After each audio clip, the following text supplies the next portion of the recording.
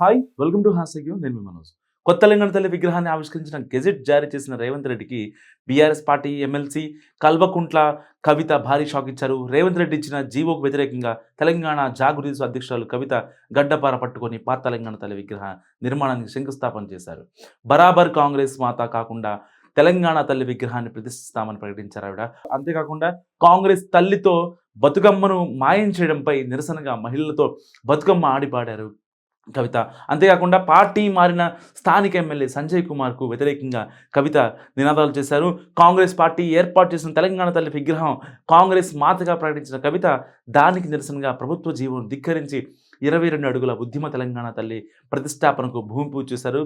మాజీ మంత్రి కొప్పుల ఈశ్వర్తో కలిసి ఈ కార్యక్రమంలో పాల్గొన్న కవిత ఈ సందర్భంగా మాట్లాడారు. అయితే కాంగ్రెస్ ప్రభుత్వం రేవంత్ రెడ్డి ఏర్పాటు చేసిన తెలంగాణ తల్లిని అంగీకరించే ప్రసక్తి లేదని చెప్పారు ఆవిడ. ఉద్యమ తెలంగాణ తల్లినే గ్రామ గ్రామాన ప్రతిష్ఠించుకుంటామని కూడా చెప్పారు ఆవిడ. గెజెట్ ఇచ్చినా కేసులు పెట్టినా భయపడేది లేదంటూ కూడా స్పష్టం చేశారు కవిత. మా అందరికీ ధైర్యాన్ని స్ఫూర్తిని నింపిన ఉద్యమ తెలంగాణ తల్లిని ఆరాధిస్తామని, తెలంగాణ తల్లిలోని బతుకమ్మకు కాపాడుకుంటామని, తెలంగాణ అస్తిత్వంపై కాంగ్రెస్ ప్రభుత్వం చేస్తున్న దాడిని గ్రామ గ్రామాన ఎదుర్కొంటామని చెప్పి కూడా కల్వకుంట్ల కవిత హెచ్చరించారు. ఈ వీడియో గురించి మీరేమనుకుంటారో నా కామెంట్ పడి తెలియజేయండి. చూస్తూనే ఉండండి #you.